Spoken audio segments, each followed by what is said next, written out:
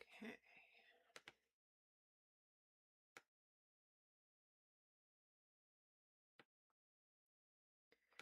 Bum, ba, bum, ba, ba, bum. Ba, ba, ba, ba, ba, bum.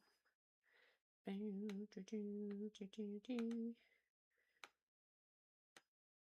Okay. Why can't I see what I'm doing? Hello, hello, friends. There we go. Okay, now we're situated. Happy Friday. How are we doing today? Oh, I gotta turn my phone on silent. Everyone's blowing up my phone about D23 stuff, which I love. It's wonderful. But I cannot have this happening while I'm trying to be on a live stream. So, you know, it's fine. Okay. How's the first day of school? It was good, Jules. It was good. The last like month, I feel like it's just been like absolutely crazy. Just with my husband's schedule, and he started his new job, and my kids went back to school, and I'm going to be doing more work helping him in his classroom, which is awesome. I'm so excited to be able to do that, but I'm just like, I'm exhausted. It's been wild and crazy, but it's been good. So it's been good. So yes, they started this week and they did good. They love their teachers. They've got friends in their class, so like I can't complain at all. So yeah, it's been good. Okay, I think we're finally situated where I want to be. I need to move this light closer to me. Oop, now I'm blurry. There we go. That's better. Okay.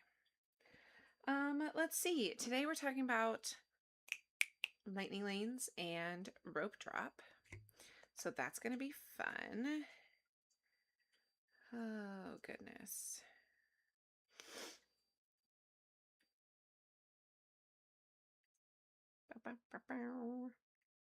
I was listening to Sirius, like the Disney station earlier, and they were playing that Monsters Inc. What is it? I don't even know what that song is called. With like, I wouldn't have nothing if I didn't have you. That song. So now it's just in my head. Okay. I'm situated. I had to make sure that I could see myself and that I was all good to go and that I am in the screen on YouTube. So thanks for being here. Thanks for hanging out. I'm going to go ahead and jump in. I'm going to start my recording first. There's a hair in my eyeball. I'm going to start my recording first. So that way, perfect. That way I remember. But I'm going to go ahead and jump in. And I'll take breaks as we go and chat about whatever. So, all right. Perfect. Okay. Welcome, everybody, to another episode of Mom Street USA. I am your host, Jackie, and today's topic is one that I get asked very frequently about, whether it be in person by friends who know that I know a ton about Disney or online. We're talking lightning lanes and we're talking rope drop strategy. So we're going to kind of combine the two and do almost like a little refresher. We've covered these topics before on Mom Street, but I felt like we're getting into the really busy season of 2026. So let's do a quick revisit. We're going to do kind of a quick overview and reminder, and then I'll give you information on like how to find the more in-depth episodes that we talked about all of this previously. If you need more information or you're like, I don't remember what she said about this or something that we don't talk about today. So that is the plan for today's episode. So like I mentioned, this is a very frequently visited topic that I wanted to provide some updates from previous episodes where we've talked about them. This holiday season, starting with Mickey's Not So Scary and Halloween, all the way through the end of the year can be a really hectic, crazy, busy time at the parks. Now, there are some glimmers of weeks where it's not quite so busy. Early November is a really good time to go during this time. Right after Thanksgiving can be a little bit less crowded, but generally speaking, starting pretty much now, about mid-August, all the way through the end of the year, it's just busy at the park. So I wanted to make sure that our Mom Street audience is ready to attack their park days and have a great strategy to start with. So for each park, I'm going to go over two different things. Well, it's kind of three, but you'll see. So we're going to talk about booking lightning lanes. And then we're going to talk about rope drop strategy. Now, with rope drop, we are going to talk about the difference between early entry and rope drop. So this is something that these terms get used a lot interchangeably, but they actually do have different meanings. So when you hear me talk about early entry is the 30-minute time that Disney resort guests get before park open to go and access the rides. Rope drop is when park opens at their designated hour. So for example, Epcot opens at 9 a.m. 8:30 is your early entry time. 9 o'clock is your rope drop time. So just want to be very clear when I'm talking about those in this episode to make sure that it's very clear, because it's often not clear, and those terms do get used interchangeably despite their different meanings. So just make sure that you're thinking in that mindset as we go through. And again, we're going to talk about lightning lanes also. And I'm going to give kind of a few little options maybe depending on your group's needs. So most of the parks have kind of a pretty tried and true set plan that I like to use, but there are a few little differences that you can tweak based on your group's needs. So for example, if there's a ride that I mentioned that you don't care to do, just skip it and move on. Your research and your ride list. So I highly suggest having your priority list when you are listening to this. Now that could mean either you bookmark it to come back to, or you've already got it and you're ready to go, or you pause really quick to pull that up so that you're ready and you've got that list kind of in front of you. But your research and your ride list plus my advice is the recipe to a great park day, I'm convinced. So that is the goal of today's episode. As a reminder, if you need more specifics on how to book lightning lanes and tutorials step by step on where to go in the app, that already exists on our YouTube channel. So if you need a lightning lane guide, episode 90 of Mom Street USA is my full guide to lightning lanes. And I also have a how-to episode. Let me say that again. I also have a how-to episode that just highlights the process of actually booking on the app with full screen tutorials. Like literally I had an iPad on the camera so you could see what I was doing, complete with a step-by-step showcase of that process. That is on our how-to page on our YouTube channel, and it will be linked in our show notes for this episode. So if you're somebody that is very visual, and you need to see exactly how to do it, what buttons to push, where it's going to be on your screen, that is the episode and the how-to guide to help you along with that for lightning lanes. We've also talked about rope drop strategies and things like that before. So scroll back through, see what you think will be helpful. But this is kind of just a refresher course, a reminder, a few new things because some things have changed since the last time we talked about this. But generally speaking, we're not going into the in-depth step-by-step details for this particular episode. Okay, now that we've got all of that set up, let's jump into the parks. So we're going to start with Epcot. And in each park, I'm going to go through the lightning lanes, the early entry, and then the rope drop. So all three of those categories for Epcot is what you'll find in the next several minutes. So for lightning lanes, remember that lightning lanes at 3 of the 4 Walt Disney World parks are booked in tiers. At all 4 of the parks, you can book ahead either 7 days out if you are a resort guest or 3 days ahead if you are a non-resort guest. Again, that information is helpful to know going forward, but we're not going into all the details. So keep those things in mind as you're looking. At Epcot, here's what I would suggest for booking your lightning lanes. For your tier 1 lightning lane, I would book Ratatouille. For your tier 2 lightning lanes, I would book Soarin' and Finding Nemo.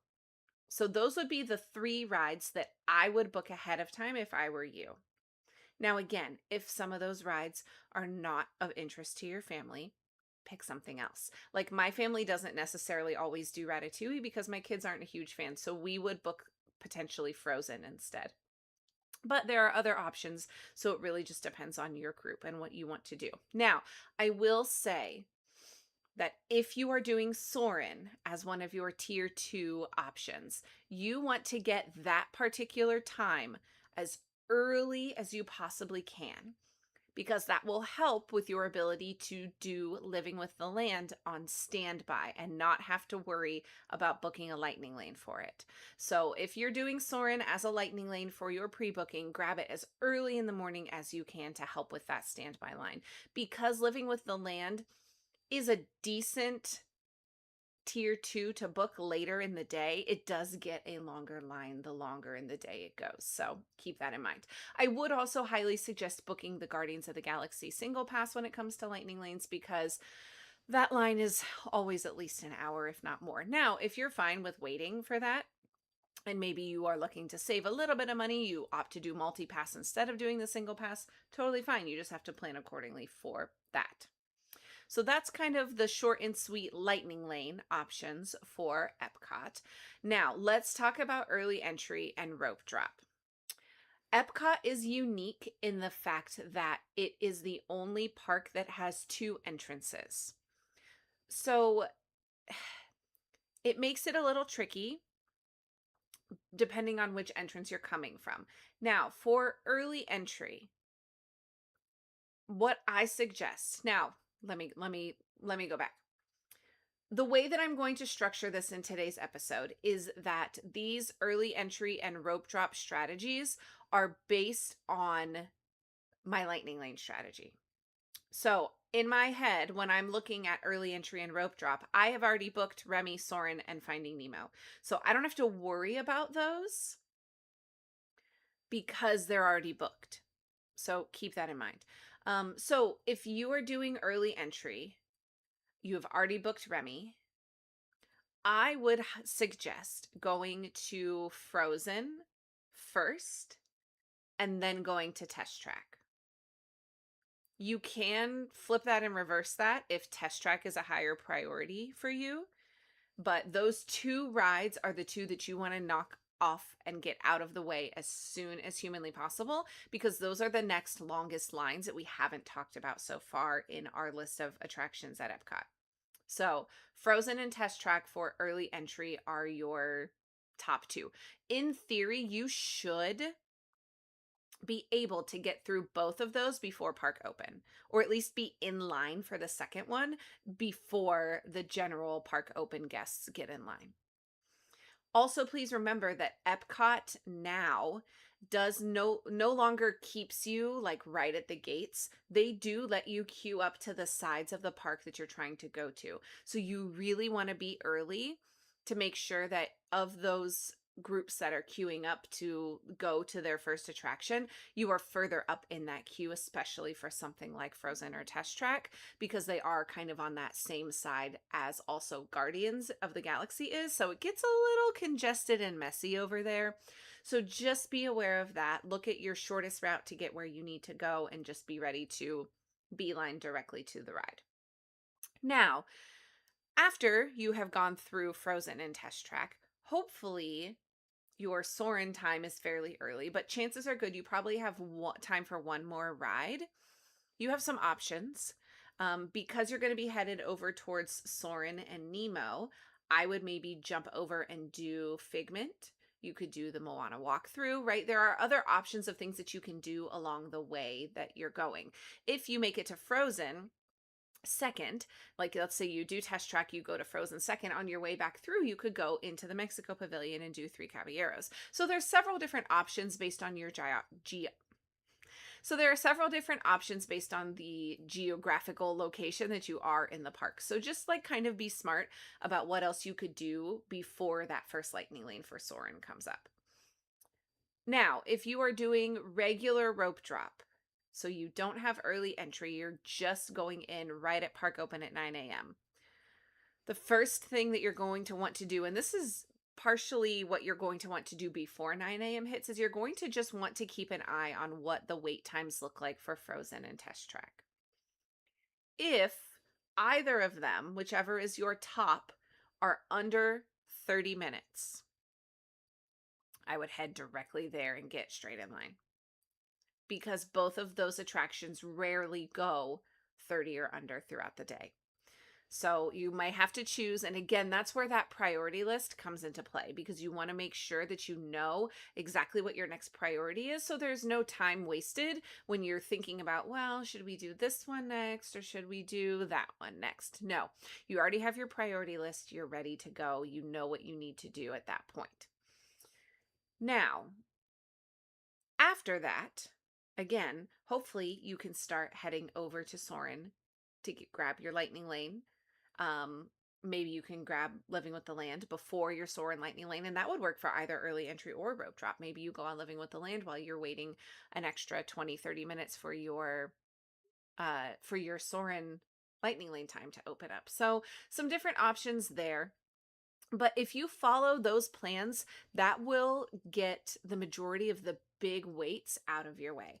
Because after that, you're really just looking at Mission Space if you choose to do it. You're looking at Figment, maybe. You're looking at Spaceship Earth. That's not a huge list that you've got left to do. One, either by standby, or two, grab Lightning Lanes for them later in the day. I love at Epcot, what I will do is I will rush through as many rides as I possibly can in the morning until about lunchtime.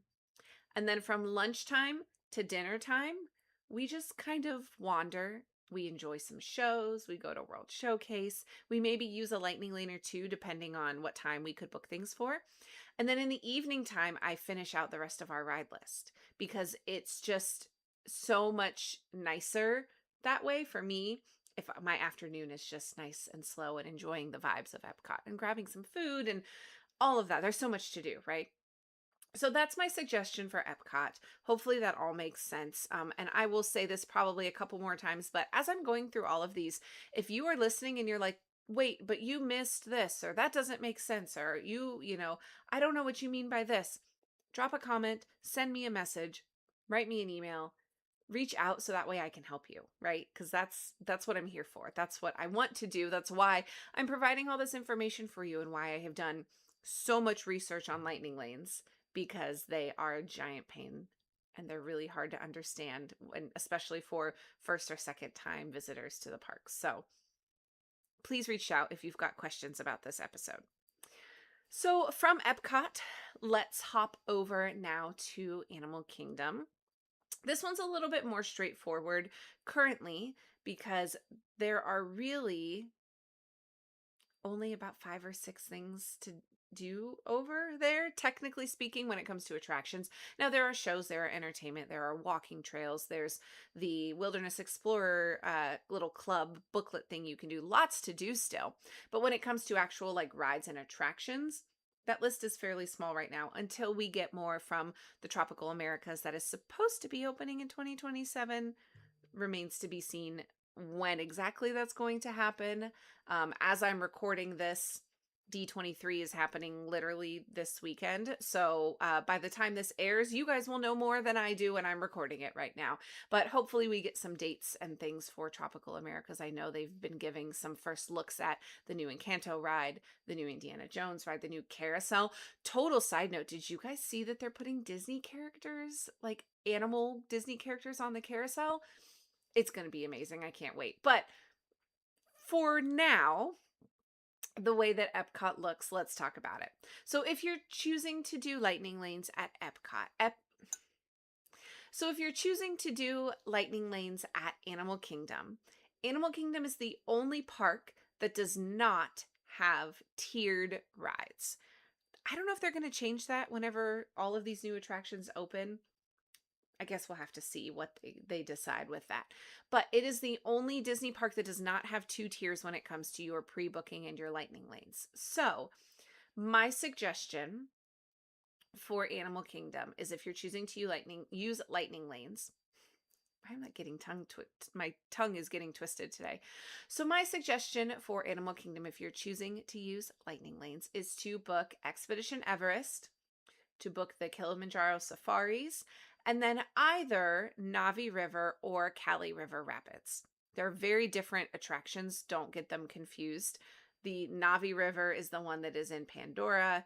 The Kali River Rapids is the water ride in which you will get very wet on. So depending on your group's preference, book one of those as your third. And then I do highly suggest booking Flight of Passage for two reasons. One, that line gets crazy long. And two, it gives you a second ride even if you choose to rope drop it, which is the only other way that I suggest getting in line. Unless you're going to be there at park close, then get in line 1 minute before park close to ride it again. So like, if you're like me and you love Flight of Passage and you've got a whole day at Animal Kingdom, rope drop it, grab yourself a lightning lane, and get in line at the end of the day.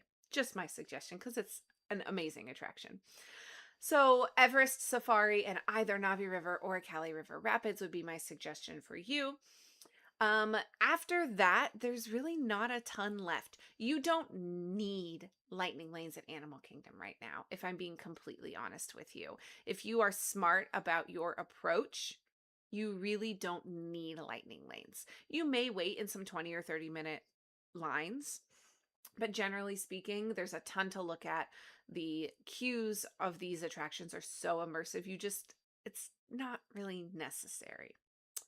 That being said, let's talk about early entry.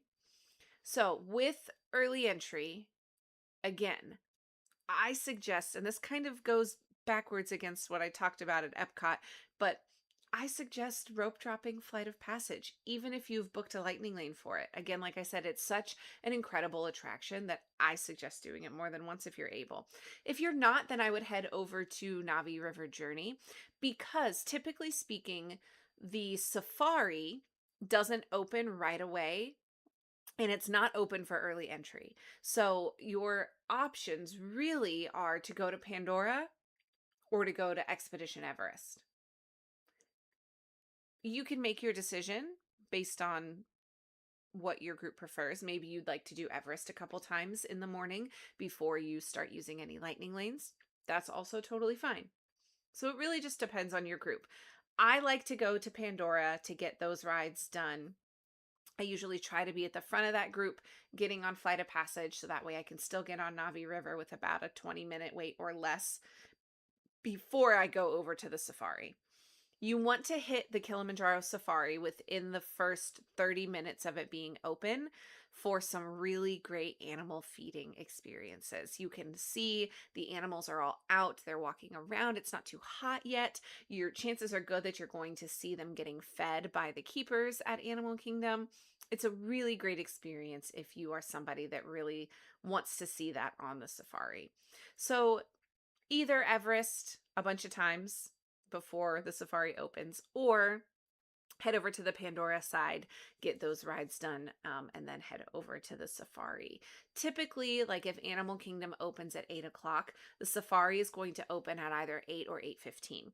You can find that on your My Disney Experience app. If you just go into the search bar, type in Kilimanjaro Safaris and click on it and scroll down, it will show you the hours for the day. So you'll be able to see that morning to confirm what time the safari is opening. That way you know kind of how to plan or which plan to go with for that day.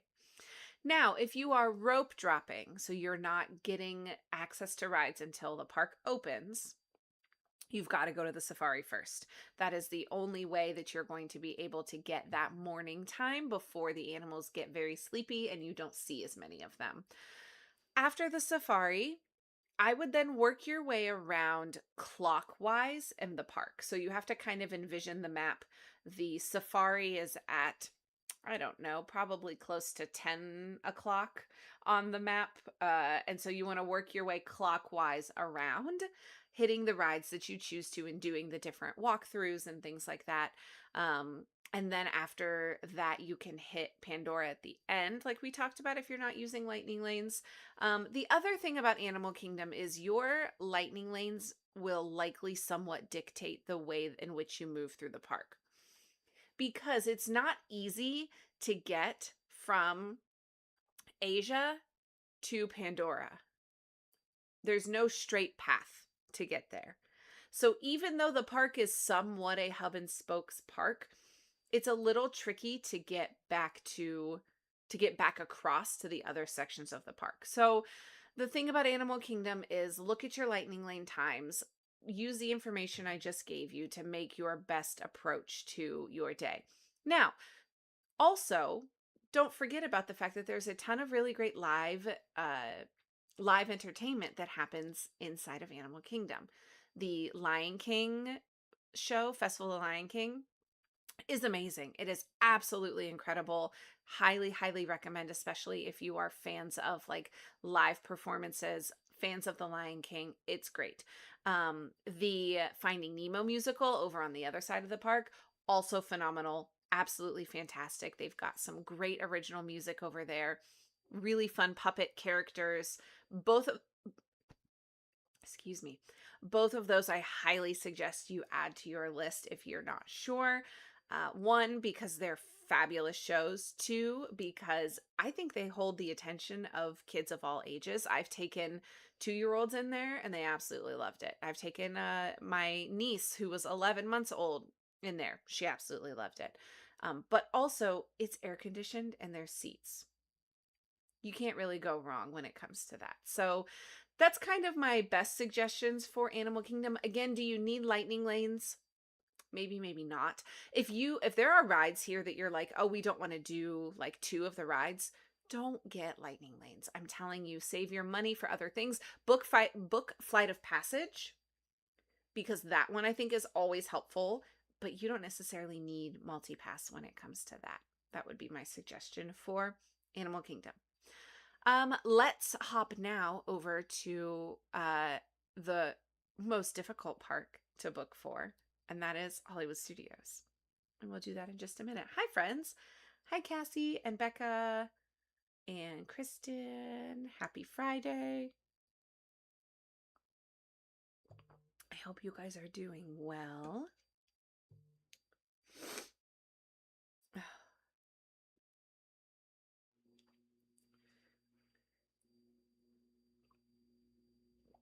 I have not drank enough coffee today. My throat is very dry. Hi, Sarah. Bum, bum, bum. Bum, bum, bum.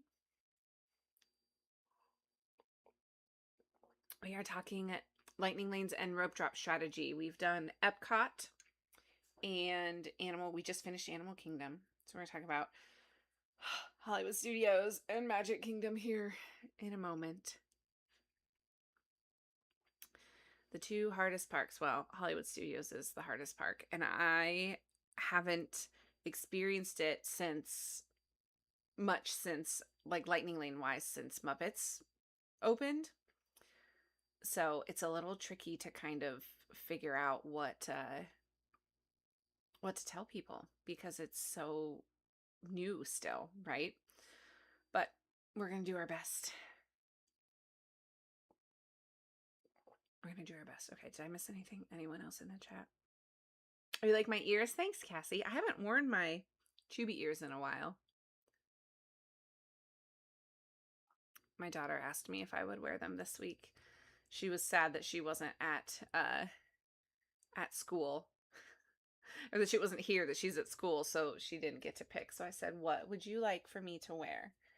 And she said, the plushy Chubby ears. And I said, you got it, girl. Thankfully, you're solo for Test Track. Yeah, single riders are great. I'm a little concerned, though, because they, for a while, took away the single rider for Everest. That used to be like my go-to over there, but they took away the single rider for Everest. So I'm interested to see. I think I saw a report not that long ago that the sign had been removed, but then was put back. So I don't know what that means. I guess we'll have to wait and see what they say about it. But yeah, they took that away, and I don't think single rider's been there for several months. So I hope they don't ever take it away for like Test Track, because Test Track is a 3, right? It makes sense for Everest because it's seats of 2. You don't necessarily need a single rider, but for things like Rise, yeah, exactly. Things like Rise, things like Test Track, Remy, they're all 3-seaters. So it makes sense to have a single rider line. I guess we'll see what happens with that. Luckily, Everest is a pretty high capacity ride, so it gets through people fairly quickly, and you don't usually have to wait too terribly long. I just wish they'd leave it. Just leave it alone. It was working and it was great. Just leave it alone. Okay.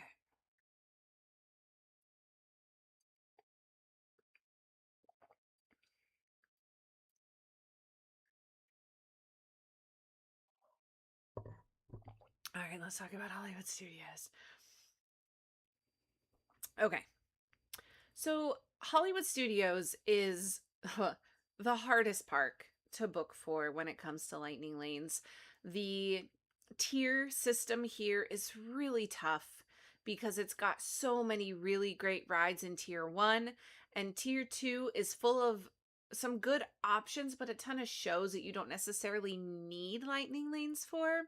So, it's a little tricky, but here's my best suggestion. Now, I will mention, just because I want to be transparent with you guys, I have not done a ton of Lightning Lane work at Hollywood Studios since Muppets reopened with Rock and Roller Coaster. So this is my best advice, but Rock and Roller Coaster with the Muppets is still so new that this could change, or this could be not exactly right. But this is what I will say historically I know to be true at Hollywood Studios. So again, these Lightning Lanes are tricky. Tier 1, I would suggest either Slinky Dog or Rock and Roller Coaster. And I would book the one that you want to do the most. So if Rock and Roller Coaster is your top priority because you haven't ridden the Muppet version, you need to book that first as your tier 1. If Slinky Dog is your top tier 1 option because it's your favorite ride in all of Hollywood Studios, book that one.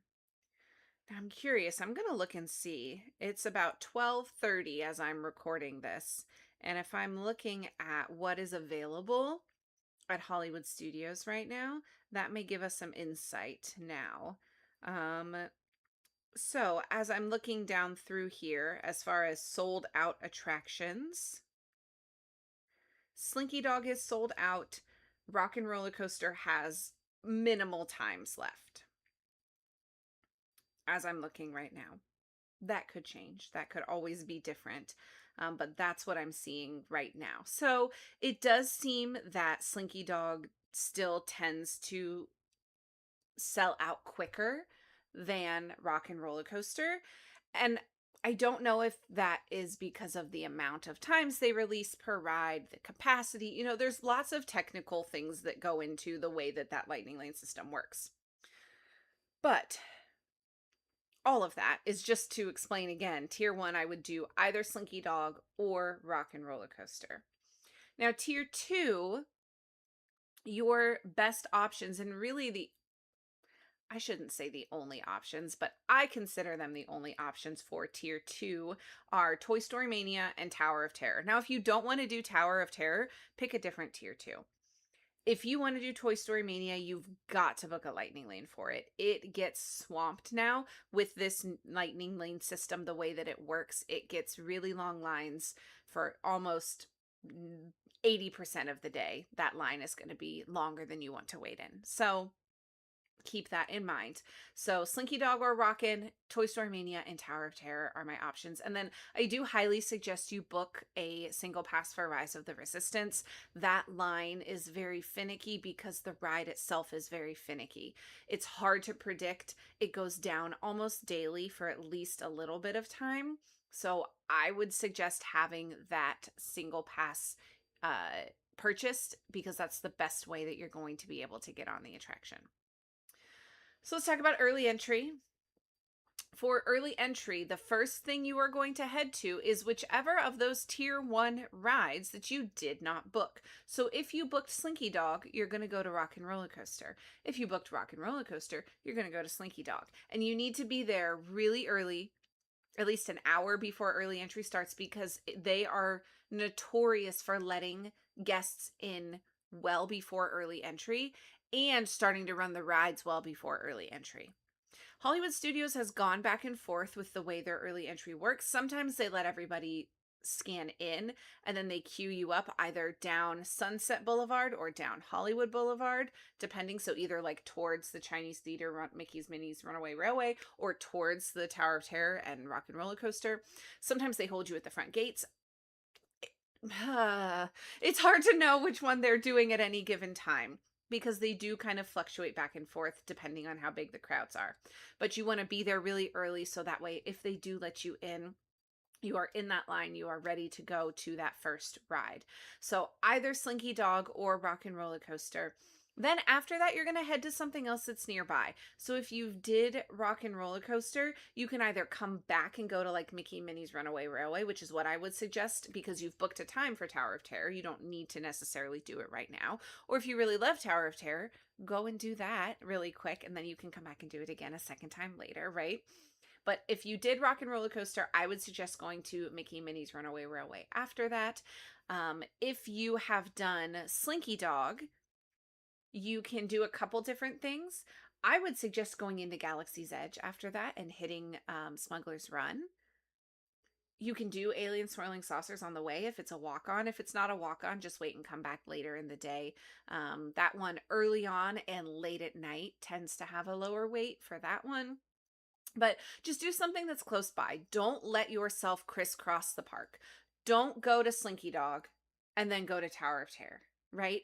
Just don't do it, because this park, the way that it's set up is horrendous, and you will spend all day backtracking if you are not smart about the way in which you go through this particular park. I do not recommend early entry going to Rise of the Resistance first. It does not like to open consistently in the morning. It has a really hard time waking up, much like many teenagers. It just doesn't like to work in the morning. It's a really big chance that you can take. And if you're going to take it, chances are good you're then not going to be able to get on either Slinky Dog or Rock and Roller Coaster without an hour wait. So I really suggest, like I said, to buy that single pass for Rise. Don't go rope drop it, because you never know what might happen. Now, with your rope drop, this gets really hard because early entry really jams up some of these big e-ticket attraction rides, and it makes it really tricky to get on them first thing in the morning. So if you are rope dropping, again, you want to go to the ride that you didn't book. If you don't have early entry, I highly suggest you book Slinky Dog as your lightning lane. And then from there, when you go to rope drop, I would go down Sunset Boulevard and try to hit Rock and Roller Coaster and Tower of Terror. Chances are good they're going to be a 30 to 45 minute wait for Rockin'. Tower will probably be lower. So you can do a couple different things. You can get in line for Rock and Roller Coaster and get that long wait out of the way, which is what we tend to do with our kids. Is if we know we have one really long wait that we're going to have to do in standby, we try to do it early on when they're not as tired, they're not as cranky, they're not hangry yet. We try to do it early on with our kids, because then the rest of the day is much smoother after that. So you could try to just jump in line for Rock and Roller Coaster, or you could get in line for Tower of Terror and see if that line for Rock and Roller Coaster goes down. Some of these lines tend to get really inflated right at rope drop, and then about 30 to 45 minutes later, they come back down a little bit. So you're just going to have to keep an eye out on that to see what happens with those. If Rockin', Tower, Slinky, if they're just already at an hour or more wait, then I would suggest something like Runaway Railway, Toy Story Mania, or Smuggler's Run. Those would be like my secondary list of rides that are also good rope drop rides that you could hit. We like to do Runaway Railway a lot in the morning because it's very, very low weights and it's kind of slow around the Chinese theater. So it's not a super hectic way that we feel like we have to rush around and start our day. We like to do that. But Toy Story Mania and Smuggler's Run are also really, really great options as well because you're nearby some of those big rides, but you're like in the secondary option, which means you tend to not have as many lines. So let's say you want to check the Slinky Dog line. Maybe it's too long. Well, then just go to Toy Story Mania and jump in line over there. After that, you're going to have to let the wait times be your guide and try to work through your priority list the best that you can. Understanding that almost all of the rides, except for maybe Star Tours, get to be 30 to 45 minutes fairly quickly and will stay there for most of the day. So, utilizing lightning lanes, trying to modify to get better times, using shows and character meets to kind of fill in the gaps in between your lightning lanes is the best case scenario when it comes to Hollywood Studios. Alternatively, you can also save the shows for a break in the afternoon. If you know it's going to rain, you know it's going to get really hot and muggy for a certain time, hit some of the shows while you're thinking about it, right? The Little Mermaid show and the Frozen sing-along show are like right across from each other. Those are great ones to time, kind of hopping back and forth between them during the heat in the afternoon because they are both inside. The Villain show is great. It's more of a haul because it's all the way past down Sunset, past Rock and Roller Coaster. So it's a haul to kind of get there. You got to plan accordingly for that one. It'll take you a good 15 to 20 minutes to walk there depending on how quickly your group moves. But most of the shows are inside at Hollywood Studios, which is really, really nice. Or take some time to shop, look through some of the stores on Batu, at Galaxy's Edge. You know, there's lots to do in between to fill that time. You've just got to be proactive thinking about what that list might look like for your group. Because, like, my kids love walking through the marketplace in Galaxy's Edge, and they like to go in and look around the different shops, the lightsabers, and all that kind of stuff.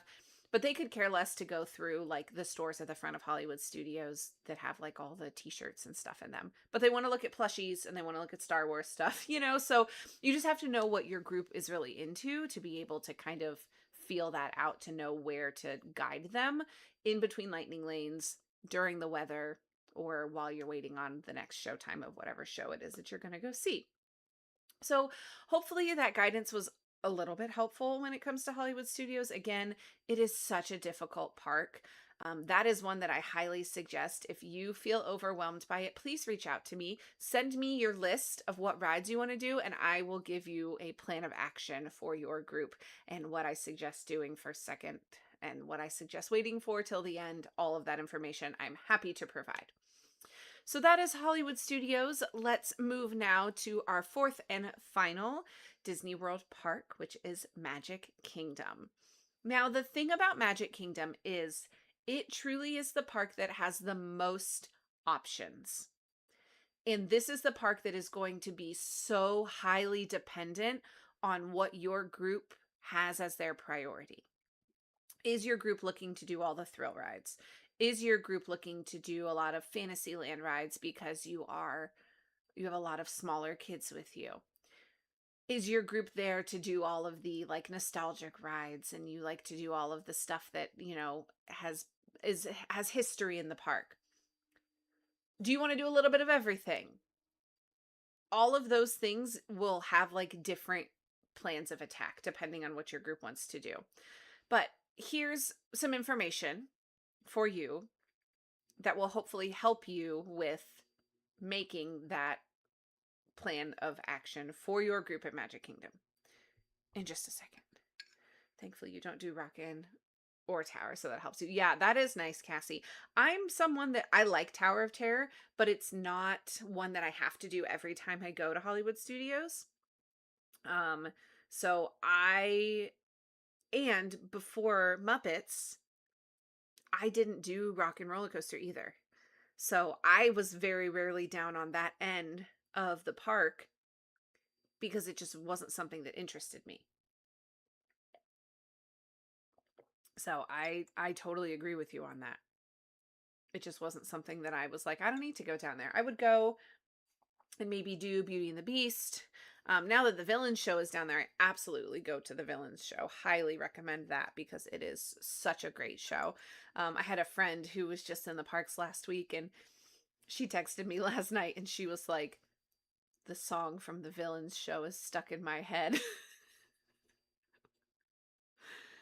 You love Tower, but Ty isn't a fan, so I appreciate her a lot just for the views. Aw, Sarah, I'll go with you. I didn't know that Ty wouldn't do it and you wanted to. I'll go with you. Ty can wait in line with us and then take the chicken exit. But I'll go with you. Yeah, the Villain show is great. But yeah, she texted me. She's like, it's stuck in my head. I was like, yep.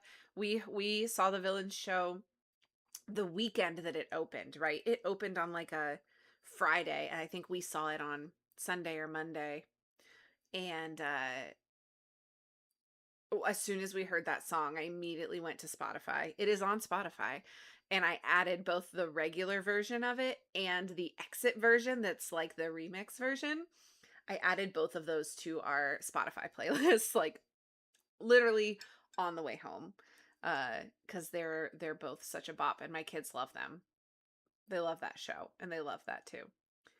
Ty will ride and hate it. So if the line is short, he will, but long, he says, let's not. I gotcha, Sarah. Okay. Well, I will keep that in mind because I will go with you. If I'll get Ty off the hook if he doesn't want to go. I'll go with you. I have yet to do, I really want to do the silly trend of like the glam bot when you get to the top of Tower of Terror. I really want to do it. I think I just searched, I don't remember, what did I search? Let me see.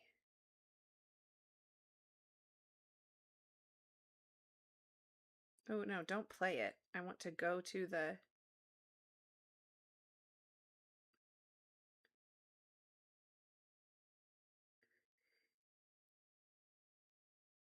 here. It's a whole it's the whole album is on there, Sarah. So it's music from Disney Villains Unfairly Ever After. So it's all of their songs are on there. It's the Magic Mirror, Cruella's song, Captain Hook's song, Once Upon a Dream, and then the remix. So it's just those 5 songs. But it's, oh, here, let me put it where you can actually see it. Maybe. I can send it to you, Sarah.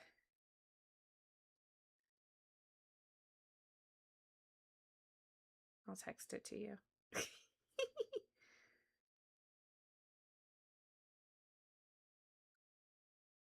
Also, you made your res for Tony's in October, so if you're there, you can join. Okay. Cassie, text me when it is.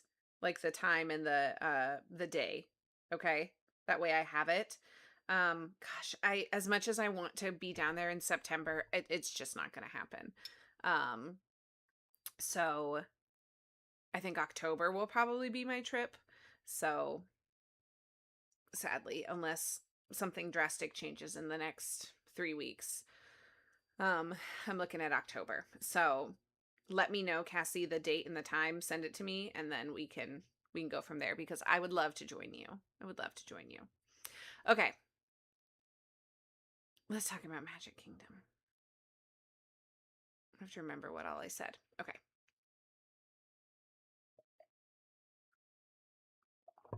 I know, Sarah. I know. I'm sorry. I'm so sad about it. Life is not being kind right now. And I have to work and be able to make money so that I can come to Disney. I know, Rhonda, I need to text you. So I'll text you and we'll see. Can you do late October, early November to get fall and Christmas? Probably not because I have to look at dates again. I have to look at dates. So we'll see. The main thing that I have to be able to work and do things here so that I can pay for my kiddos' gymnastics. And that's what is like monetarily is like throwing a wrench in my plans because I was going to be able to come down in September, and then we got more information about we switched him gyms. He's in a new all boys gym, which we're thrilled and we love it and he loves it so much, but we just don't I need to prioritize that over paying for flights to Disney, which is it is what it is, right? It's part of being a mom and a parent. And so that's where I'm at with that. I've got to get that taken care of before I can do anything else. So, like I said, unless something changes between now and the next 2 weeks, that's probably what we're looking at. Because I also looked at driving, and driving was not cheaper than flying because gas is expensive. Um, so, so yeah, we need to figure that out before we do anything else. So, looking at October, Sarah, I will text you the dates and see what you and Ty are able to do or not. Because I know you're going to be around a lot in September, but we'll see. Okay, let me finish Magic Kingdom and we can talk a little bit more about this before I got to go for today. Okay, so Magic Kingdom does have the tiered lightning lanes. Tier 1 has a really good list of choices, and really honestly, any tier 1 option that you choose is going to be a good choice. But here's what I know about the tier 1 options. Lately, Big Thunder Mountain, Jungle Cruise, and Tiana's Bayou have been selling out quicker than the other ones. Space Mountain tends to have times around for the longest, so I wouldn't prioritize Space Mountain unless that's like your top ride, and even then I would go to that first and either do early entry or rope drop over there and not worry about a lightning lane until later in the day, and you could ride it twice. So I would grab a Big Thunder or a Tiana's if I were you. Jungle Cruise is fine. I don't hate me. Hot take. I'm not a huge Jungle Cruise person. I get frustrated because that ride depends so heavily on the skipper that you get, and I love cast members, but just some are better than others, and so it's so inconsistent that I just don't prioritize it because I've been on it. So if it were me, I would choose Big Thunder or Tiana's as my tier 1. But like I said, any of the tier 1 options are great. Make your choice based on your group. And then tier 2, you are going to want to choose, I would say, Haunted Mansion and Buzz Lightyear.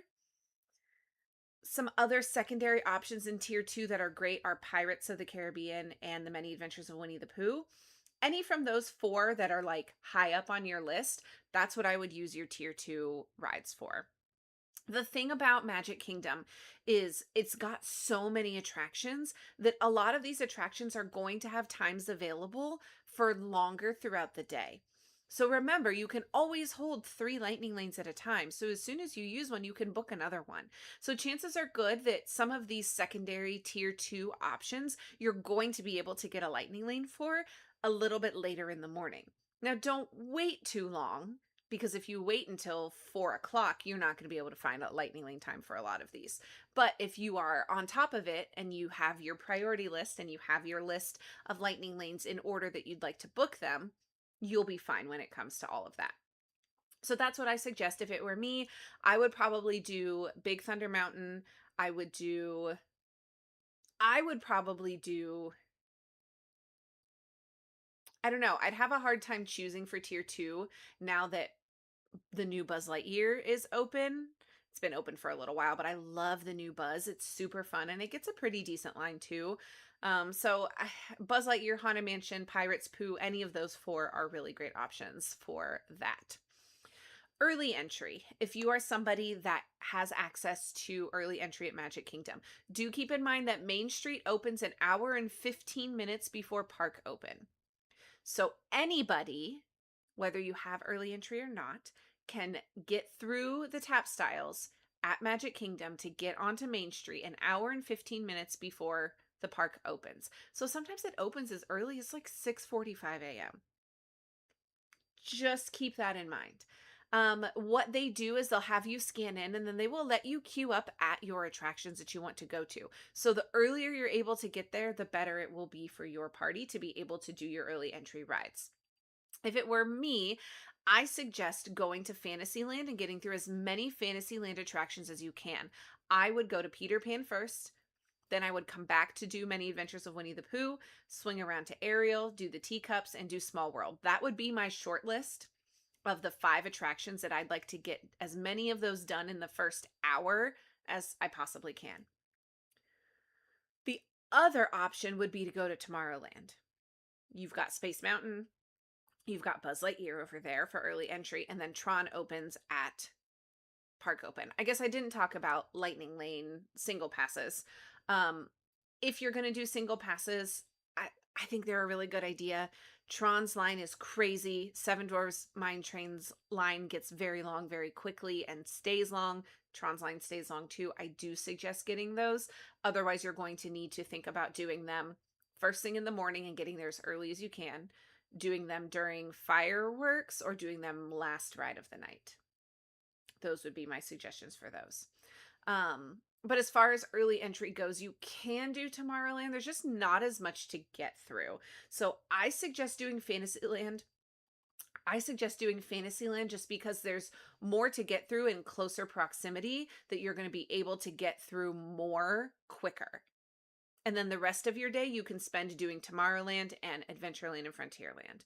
So that way, like when Fantasyland gets mobbed in the middle of the day because all of these families with the little kids want to ride all these rides, you are free and clear of Fantasyland and you are away from the madness that is stroller parking by the carousel in Fantasyland. So just that would be my suggestion. There are alternatives like doing the Tomorrowland option if that's what you'd like to do. If you've got older kids, that might be a better option, or kids that aren't interested in the Fantasyland option, I would suggest Tomorrowland for early entry. But do also keep in mind that all of the attractions in Frontierland and Adventureland do not open for early entry.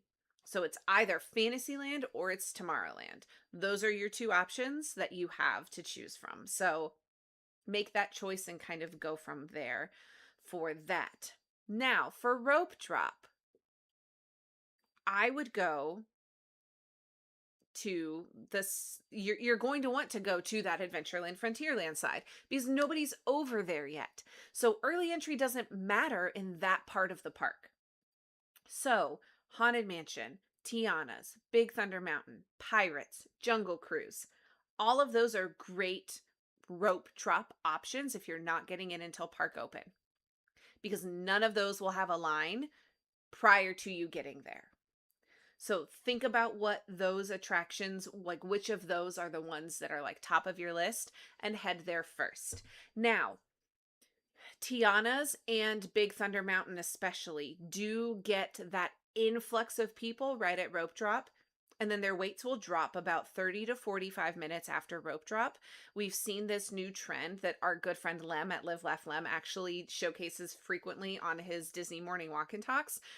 About 9:30, Big Thunder Mountain is like a 10-minute wait at the most, because it gets rushed at the beginning and then the line dies down. So keep in mind with that, you could potentially hit like a Jungle Cruise and then come over and do Tiana's and Big Thunder and hit that kind of downward swoop of their wait times. That's a really great option. You could do Haunted Mansion if that's your top. I love Haunted Mansion, so that would be probably where I would go. I would do Haunted Mansion and then swing down to Big Thunder and Tiana's. There's lots of options, and that's the thing about Magic Kingdom that makes it so difficult, is that it really truly is so highly dependent on your group choices. Because some of these rides you may be like, nope, we don't want to do them. Nope, we don't want to do that. You've really just got to get that priority list done. Look through all of the attractions at Magic Kingdom. Make your priority list. I would say at Magic Kingdom, for if you're using lightning lanes, I would choose your top like 8 attractions. 3 of them you're going to book on lightning lanes, and then the other 5 are going to be your early entry and or rope drop strategy. And you want to keep it regional, right? Don't be crisscrossing the park. Don't say you're going to do Haunted Mansion, Space Mountain, Big Thunder Mountain. That's ridiculous, right? So you've got to think regionally. You got to think, which land am I in? Which area of the park am I in? But that's what I would suggest for Magic Kingdom. Again, it has the most options. It can be so tricky for me to give just like blanket suggestions, but that's my best option for you guys because I think it gives the most versatility as far as getting through the most, utilizing your lightning lanes. And again, with lightning lanes, you book them as early as possible so that way you have more time to utilize them later in the day. Okay, I think that is my best kind of overview and quick suggestions when it comes to lightning lanes, early entry, and rope drop at all 4 of the Walt Disney World parks. I hope this quick refresher is helpful to anyone who is planning trips in the upcoming months. Again, things are going to change, so we'll redo this episode probably about a year from now, when we have more information on Tropical Americas. We have more information on Piston Peak and Cars Lane. We have more information on Monsters Inc., hopefully. But this is the best option that I've got for the upcoming months. Always, as just like a blanket reminder, be sure to check for special events and altered park hours for your trip to make sure that you know for sure what time early entry is, what time rope drop is, what time park close is. You don't want to be caught off guard, and you definitely don't want your park plan to come crumbling down. And as always, I highly suggest our good friend Kirk at Walrus Carp. His new theme park app, Mode, MOWD, is the best planning app that's out there. So if you're somebody that likes to see that checklist version of your plan easy to access on your screen, download Mode, MOWD.io. It's a little burger with a roller coaster behind it in the Apple App Store and the Android Google Play Store. Highly recommend downloading that just for the planning feature alone. It is fantastic to have that list in order, ready to go. So that way, when you're walking down Main Street, headed to your first attraction, you've got it right in the palm of your hand. So again, highly, highly suggest that. And like I mentioned a couple times already, you can always reach out to me if you need plans, if you need... And as I already mentioned today several times, you can always reach out to me for help with your park itineraries. I am more than happy to help you figure out where your group should go when, and what order you should hit things, and what lightning lane should you book. Please reach out. I am more than happy to help if you are somebody that needs that help, or if you know somebody that needs that help, send them my way. I am always happy to help. You can find me momstreetusa@gmail.com or at momstreetusa on any of our social media platforms, including our Patreon account. We would love to chat with you over there. Thank you all so much for being here for this episode of Mom Street USA. Oh, and before we go, I should mention what is coming up next. This is actually our final episode of season 4 of Mom Street USA, which is crazy that we have now completed 4 seasons and 4 years of Mom Street USA. Thank you to those of you who have been here with us from the beginning, and thank you to those of you who have found us recently and are now along for the ride. So we will be taking just a brief hiatus. We will still be doing our live streams on YouTube for a few weeks here in between, but we will not have any published, edited podcast episodes for the next 2 weeks, while we take just a short break, and then we will be back in September with you with the start of season 5. We've got some new things coming up for season 5 that I'm really excited about, and we are geared up and ready to go. And if you've got suggestions for topics that you'd like to see us cover in season 5 of Mom Street USA, please send them my way. We are all about serving this community over here at Mom Street, and I would love to help you out and cover and, to cover and research and help you answer questions that you have. So if you've got any of that for us for season 5, please send them our way. We would love to hear from you. But all of that being said, thank you for being here for this episode of Mom Street USA, and I will see you in a few weeks for the next one. Bye, everyone. And scene. Thanks, guys. Yeah, we are wrapping up season 4, which is crazy. And we will be starting season 5 in September. It's wild to think that we're 4 years into Mom Street and we are like a year and a half into hub episodes, and it's just insane to think about. Thank you guys. Thank you. I love you guys. Thank you so much. Thank you, Cassie and Stella and Kristen and Sarah and Anna. Thank you. Yeah, 4 amazing seasons. We've done so much in 4 seasons. Like, this is episode 138, 138 episodes, which is crazy to think about. Um, you know, I don't know that I fathomed being at this point when Kate and I started this podcast. Like, I don't know that it ever even crossed my mind that we would be here. So it's so much fun. It's so much fun. I'm so grateful that we can do what we've done. We've covered a lot of topics and we've helped a lot of people, and it's been really fun. So yeah. So the next 2 weeks I am going to still do Friday live streams, just like quick little Disney chat live streams.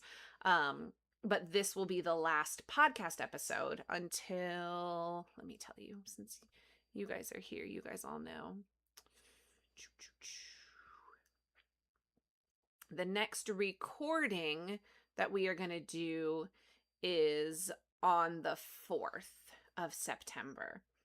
So whatever that Tuesday is after that will be our next episode that we publish. So the 8th will be our next published episode. The 4th will be our next recorded episode. But like I said, I'm still going to go live on Fridays to chat with you guys, but just taking a little breather, taking a little end of season break here at the end of August, which is much needed with how, school's starting and schedule's getting crazy and all of that. So that's the plan. But yeah, thanks guys. Okay, let me go back and see if I missed anything up here. I don't think I did. Oh, other than Sarah saying she's never ridden Jungle Cruise. I think I knew that you don't like typically ride it. I don't think I knew that you have like literally never been on it. That's crazy. We need you to get on that. We need to take you on Jungle Cruise. Thanks, Anna. That's crazy. It's so funny because I've made a list on my phone of things that I've never done at Disney, so that way I can slowly work through it. But you've done it maybe 3 times. Yeah, I haven't done it a ton.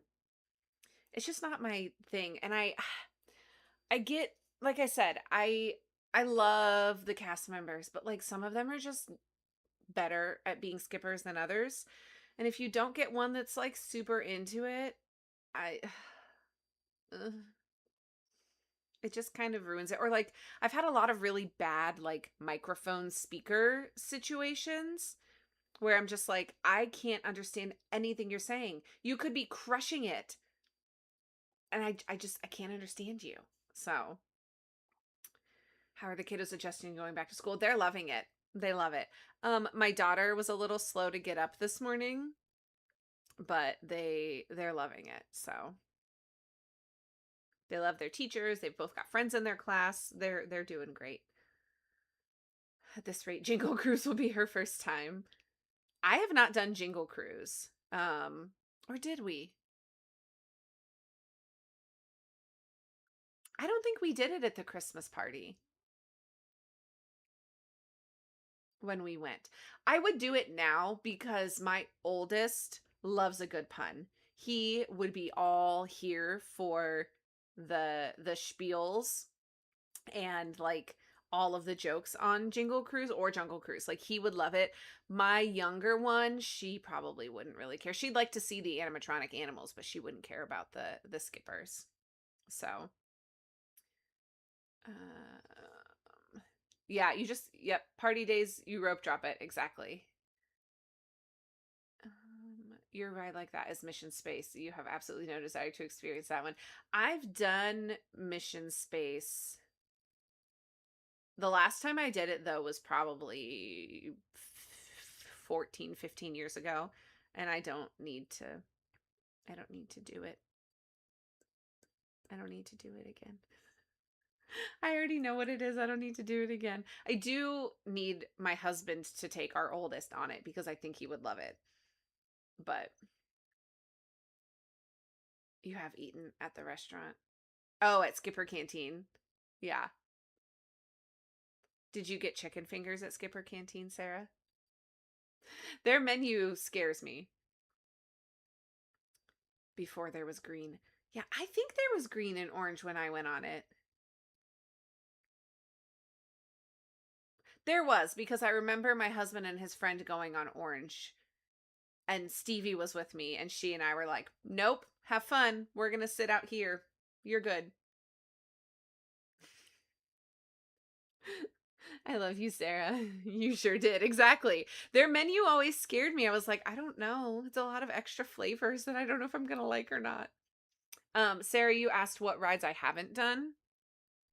I don't think there are any rides I haven't done. I think it's all like I've never done Carousel of Progress. Um I haven't done the Main Street vehicles. Um I haven't done like Turtle Talk. I haven't done the new Zootopia show because I didn't go to Animal Kingdom on my last trip. So it's more like that kind of stuff. What? Hi, Maria. You went maybe 2009, 2010. Let me see when I think I would have done it last. I keep track of my trips. The cheese bread is gluten-free. Ooh, I know. I listen, I didn't really Here's the deal. I didn't really care for Carousel of Progress for the longest time because I didn't know truly what it was, if that makes sense. Like, you see, you both in a whole new light. I didn't know the history and the story behind it and like why it was so important, right? And like what all of like the meaning behind it for a really long time. Like really until like joining Pocket Fam and seeing like meeting Kate and talking about it.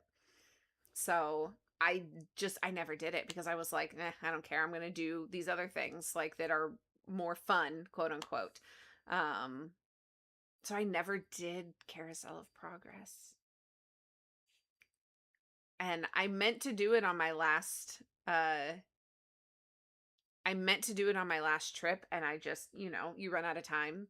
And then they announced the refurb and I was like, well, guess I'm never going to go on the original. I will for sure do the new one. Yeah, yeah. You grew up going to it. Yeah, and that makes sense, Anna. And I know a lot of people that did. And I think had I known earlier what the whole premise of it and like where it came from and all of that, I would have done it earlier. I just didn't until the last couple of years. My kids would not have gone on it with me. And I didn't, there were other things that were priorities in my other solo trips that I did. And then I made this list of like things that I hadn't done probably a year ago. I think when I got my annual pass, I think it was when I was like, I need to make a list of things that I haven't done. Because one, I can do content on things that I haven't done at Disney World. And two, I just like need to see what I haven't done, so that way I can experience everything. So, and then I can give people insight and I can give, my actual opinions instead of, well, I've heard this. And that was when I was like, oh, I haven't done Carousel of Progress. I should do Carousel of Progress. I do have Tiki Room on that list too, because I know I did it as a kid, but I don't remember it. And again, it just hasn't been priority. So I need to do Tiki Room again, but I just haven't. So even knowing the story, you don't care for it. Yeah, Maria, I think that's totally valid. Looking forward to seeing what they do with it. Yeah, it looks really interesting, Cassie. I'm interested to see what they do with it too. I am glad it's getting a refurb because I would be concerned if it didn't get a refurb. I would be concerned that its days would be numbered, you know. So I'm excited that they're keeping the premise around. I'm excited that they are just updating and enhancing what Walt envisioned. And I'm hoping that it lives up to that expectation. I think it'll be really interesting to see. We're not hating, Anna. We're just expressing opinions. There is no hate. Carousel of Progress is fine to those who love it. Okay, never mind, Sarah. Now the Tiki Room you would go every time. You haven't done Tiki Room either. Okay, Sarah, next time we're in Magic Kingdom together, we're going to do Tiki Room. I'll save it on my list and we'll do it together. So, but we were talking about when I probably did Mission Space last. It was probably 2013 or 2014. That's probably the last time I did it. Maybe before then. Because I just knew.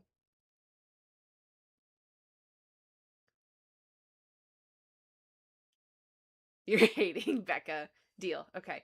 Well, we can't go on Carousel of Progress, Anna. It's closed. And we don't know when it's going to reopen. When it reopens, I'll go on it. I can't do anything about that. Right, Kristen? I feel like I've been on it. I've done both Tiki Room and Carousel of Progress so many times on live stream. So many times. So, um, Cassie asks, what do we think they'll announce tomorrow? I don't know that we'll get anything new other than new things about the updates that are already happening. So, like, we've already gotten new looks at the Piston Peak and the ride vehicles, and I'm excited to see what that other ride is that they put in the concept art. Is it like Luigi's? Is it like Mater's out at DCA? I'm excited to see what that's about, so maybe we get more information about that. I don't know that we'll get any more timelines for Piston Peak. They're not far enough along yet. They may say 2028 just as a general timeline. But I don't know. Monsters, I hope we get more details about what else is going where. Because we really only just got the overview concept art of Monstropolis. So I'm interested to see that as far as that goes. We already got ride vehicles for Encanto. It's trackless. Like I've been saying for weeks, every time Kirk and Lem say it's a boat ride, and I say, no, it's not. Disney never said it's a boat ride. It is trackless. The ride vehicles look amazing. I'm so excited for that. Yes, Anna, I almost cried. Did you see all of the other ones too? They have the pelican from Finding Nemo is on there. What else? There was something else on there that I saw that I think Sarah was the one that sent it to me. So many good you guys know I was already excited for this carousel. And now I'm even more excited for this carousel. It's going to be amazing. I'm so excited for it. It's going to be yes, Pua. Pua, that was the other one I saw, Anna. Anna, we're going to live on that carousel. You and me have a date with that carousel when it opens. It's going to happen. I just can't. Jackie was right. Period. They drive me nuts when they talk about rumors like they're real. Drive me nuts. Drive me absolutely nuts. But I hope we get some dates for Tropical Americas. They keep saying 2027. If I had to guess, and I think I said this before, but if I had to guess for 2027, I think Sarah said she'd push me out of the way for Eeyore. No! We'll have to ride it 3 times so we all get Eeyore. We all can have a turn. We'll just go 3 times in a row. It'll be great. I think the carousel and Indy probably open early, like end of summer 2027. And then I think Encanto at end of the year, maybe like Thanksgiving. I don't know. We'll see. You want me to block them, Maria? Now you can go to Kirk's video and say, I told you so, sir. No, I won't, because then I don't want to. No, it's fine. It's fine. I don't need them to justify the fact that I know I was right. I only need to know in my heart that I was right. But someday it will happen that I throw this back in their faces. Oh my gosh. I said they are adding Disney animals. I didn't expect you or either. And I had missed that they had said they were adding Disney animals. I assumed they were just going to be adding like different variations of all the animals we saw in like Antonio's room. Right? So like I thought we would just be getting like jaguars and capybaras and toucans and that kind of stuff. I did not expect Disney animals. Did not expect it. Friendships will end over this carousel. You fought with them also. Right. Like we stop spreading Disney rumors.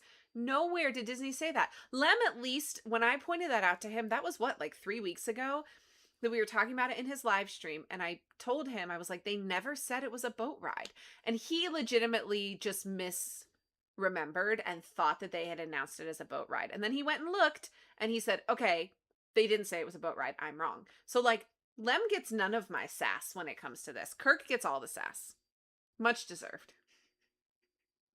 Much deserved, because Lem actually went back and looked and did research. So that's what I'm saying, Sarah. Disney truths over Disney rumors. I don't ever spread rumors or talk about rumors without being very clear and saying this is a rumor. This is not talking about what Disney said. This is not substantiated by Disney. I was like, the Coco is a boat ride. Yes, in Disneyland. Disneyland, is it Disneyland or DCA? I can't remember that part, is getting a Coco boat ride. Boat ride. And Animal Kingdom doesn't need another boat ride. I am so glad that it's not a boat ride. Animal Kingdom does not need another boat ride. They already have Navi River. We don't need another boat ride there. A trackless ride is exactly what we need to bring people into that area, because they're going to go to Indy, they're going to go to that, and they're going to go to the carousel, and it's going to be great. Is Encanto going to be a walkthrough? And it's an actual ride, Stella. So they just released this year at D23, like literally yesterday, the ride vehicles. And they look very similar to like the Runaway Railway ride vehicles. It's 2 rows, 3 across, and the front, the thing that is so cute, the front looks like different pieces of furniture from the house. So one is like a cabinet, one was a piano, like they've got that on the front. So it's like we're sitting in the furniture and Casita is moving us around. Like, I'm so excited. So excited.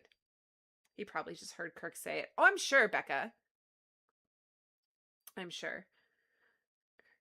Probably hinted last night that they're changing that Haunted Mansion costumes as well. Well, that's what I said when we were talking about that on Distory, on when Kate and Joshua on Night Shift were talking about that last week. We were talking about how they changed the not so scary Halloween costumes for the cast members. And I said, and I had asked why Joshua thought they were doing that. And Joshua said he thought it was going to be because of Villain's Land. So then I said, I bet you they're going to update the Haunted Mansion costumes, because that is going to be the gateway to Villain's Land. So they're going to have all these new costumes, this new set of costumes for that area. In the same way they have Tomorrowland costumes, Fantasyland costumes.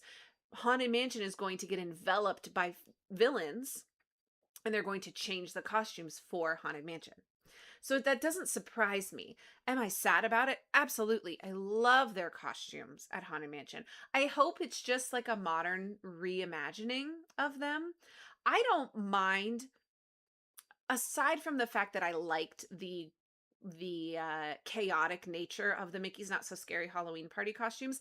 I don't mind the new costumes that they came out with as a cast member costume. I don't like them as the party costume because I think it makes them harder to identify in the dark. They blend in more with the people that are around, like that are in costumes and different Halloween attire. But I like them as costumes. So what I'm hoping is that we get a more modernized version of the Haunted Mansion costumes, similar to what they did with the Not So Scary costumes. That I'd be fine with, because I will say I do feel bad for the male presenting cast members that have their suits that they have to wear in the Florida heat. The dresses that the girls wear are not quite so bad, but still they look very heavy, they look very thick, like material. So I'm here for them giving new, lightweight, different material, modernized versions of those costumes. We will have to see what happens with that. But it does make sense to me that Haunted Mansion would shift because they are going to be kind of the entry into Villain's Land, according to what I've seen for like all of the property, like overhead spec maps, if that makes sense. The Haunted Mansion costumes are your favorite, yeah. But villains, cast member costumes, yeah, they're going to be really interesting to see. They also help with CMs who prefer to wear other styles without getting hated on. Yeah, and I hate that, right? Like, don't take away the dresses and the skirts as an option. Why? Why can't we just let people wear what they want to wear? Why can't we just let whomever chooses to wear a skirt or wear a quote unquote feminine version of a costume, let them wear it? It's a costume. It still identifies them as a cast member. People are still going to be able to find them with their name tag and their costume on to know that they are a cast member that they can ask a question to, or ask for help, or ask directions. Don't take away the skirts because you're afraid of that. Like, that's cowardly. I'm sorry. And I don't care. Like, that's cowardly of Disney to do that, to take away that option for everybody in the company because they don't want to deal with backlash of allowing their cast members to wear what they want to wear. I'm not okay with that. I'm not okay with that. So, let me get off my soapbox. That's how I feel. I'm excited to see what they do. I hope it will be good. I hope they won't completely lose the current feel and vibe of the Haunted Mansion costumes. And I think it's just hard for us to deal with the changes because these costumes haven't changed in decades, right? We looked at, again, on Night Shift with Kate and Joshua last week, we looked at and Kate showed like the different iterations of the costumes that they had. And since the mansion opened, the costumes have been basically the same. So it's hard when they're so historical and they've got such a history and they're so iconic. That's really hard when stuff like that happens. So I choose to have faith. I say that not lightly, but I'm choosing to have faith in Disney that good decisions will be made, and crossing my fingers. So really nervous to fly tomorrow to D23. Oh, Stella, are you nervous for the flight or just nervous about going to D23? It looks like so much fun. The crowds are crazy, but everybody there is there for the same reason. So I hope you have so much fun. Are you going to go to the parks panel? Because that's what, tomorrow night, right? That will be super fun to see what all Disney announces and what they have plans for, and all of that will be super fun. Super, super fun. They will nail the costumes though. Yes. That's where I'm at, Sarah. Both. Oh, well, hopefully your flight is very, very smooth. I suggest downloading a Disney movie on your phone and watching it on the flight on the way there. Do some things to distract you from being on the plane, right?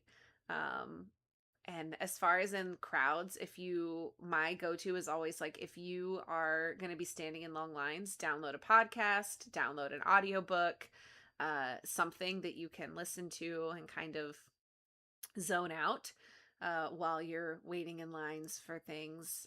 But you're going to have so much fun.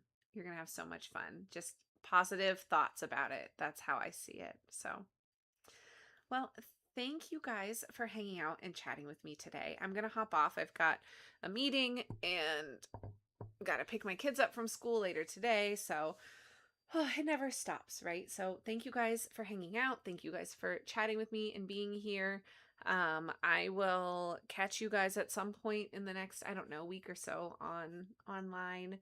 Um, I don't even know when our next live streams are. Probably later today at some point between Kirk and Lem and Kate at who knows, right? But I hope you'll have a wonderful, fabulous weekend and a great week next week. And I will